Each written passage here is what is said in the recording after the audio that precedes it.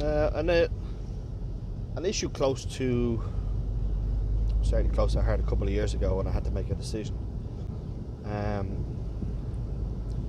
if you were opening a restaurant tomorrow, or a fast food place, or a sandwich shop, would you go with Subway, or would you go with John Murphy's Sandwich Bar? It's your own sandwich bar. Or would you go with a trusted brand, global branding, who set strict guidelines for which you need to operate your business from? Or would you prefer to operate a business that is yours alone? Every decision you make yourself, and if it goes arseways, then that's what happens. You make that decision. I had to make a decision a couple of years ago. Do you stick with the norm, the Goliath, the brand, or do you try something totally different? Now, when you're at it long enough and you're building and establishing something, you will establish a brand anyway. It's just how far you want to take your brand then. How big do you want it to be?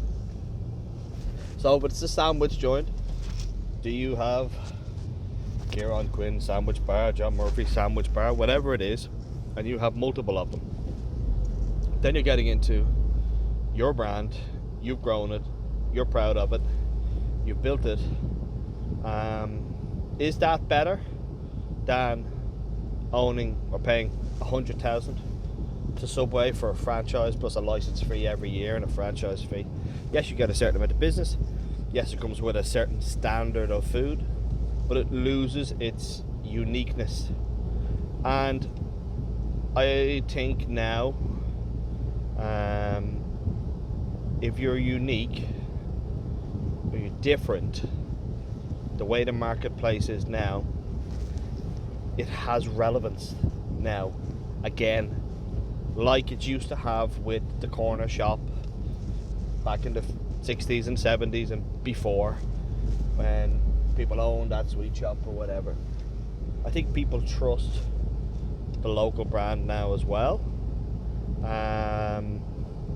Yes, they go to the big stores, yes, because it's that they know what to expect. But I've gone into restaurants. I can't think of the name of it now, but it was over in near Lansdowne. I was going over for Michelle's kind of afternoon drinks, staff, players at the end of the season, and there was a small little restaurant next to the pub. Next to it was a Shelburne. Was it a Shelburne pub? No, it wasn't. But it was very, very close to the Google buildings there, just up the road, near enough to Lansdowne.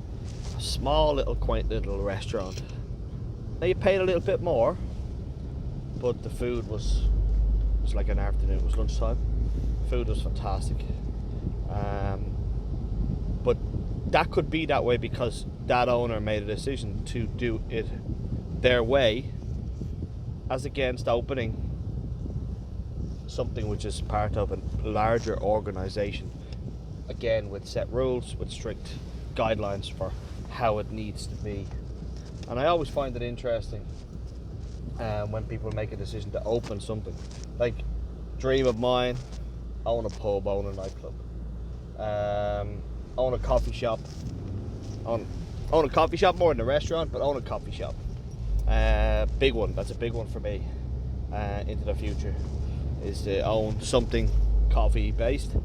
They say spend your money on what, invest your money on what you spend it on. So coffee is certainly one of those. But for me, it would never be open a Costa or open a Starbucks, or I couldn't justify spending that on a franchise fee for somebody else for their set way. I would rather have less income but more control in the business for myself, so that I can benefit from it and that I can be proud that I've built something different to what was already there in the first place. And I remember when I was up in Portstewart last year with college tournament. There's a little coffee shop up in Portstewart, just on the beside the sea, and it was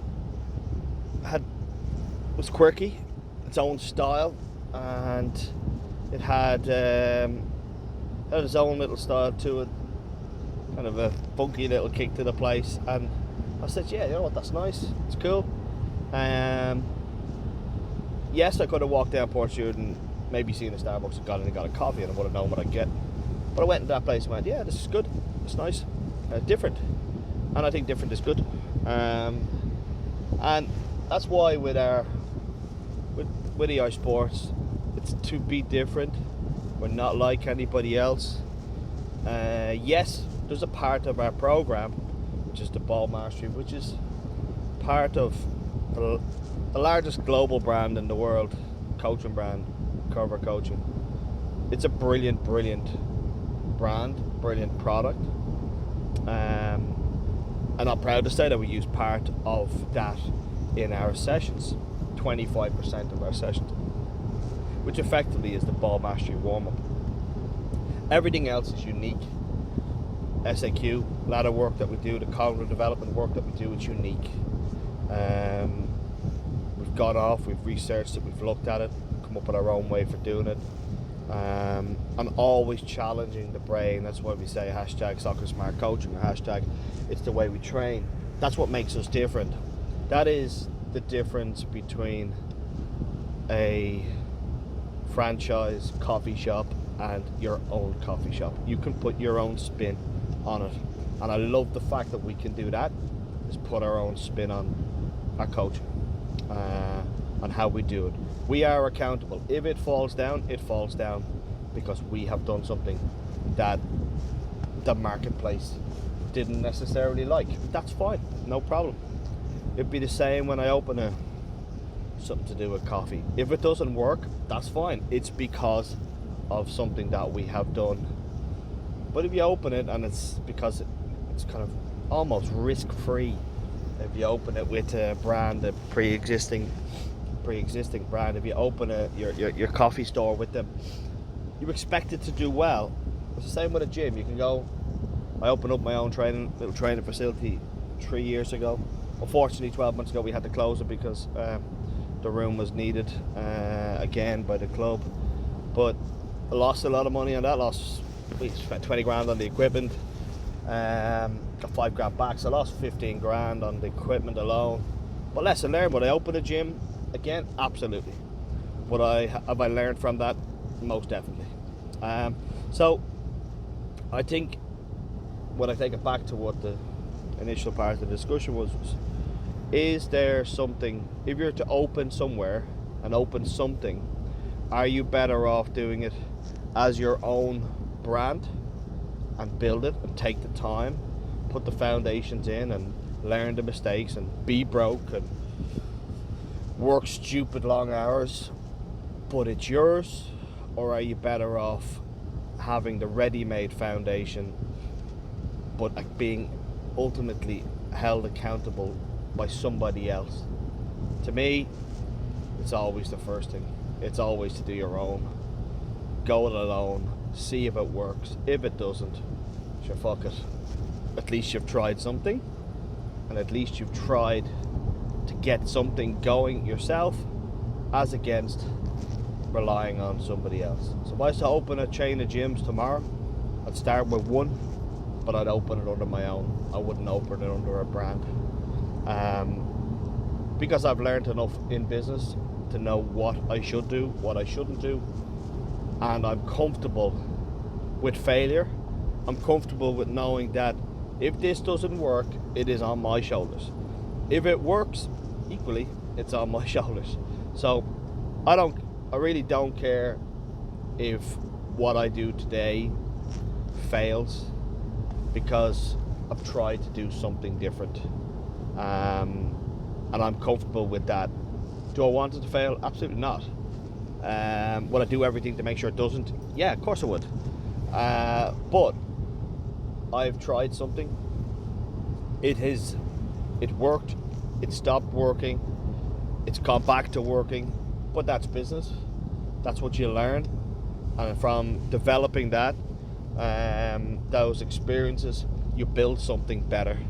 So for anybody that's out there that is looking at whether they want to try and start a business, they're not sure whether they want to leave their job, if it's a business that you can start while working, do it.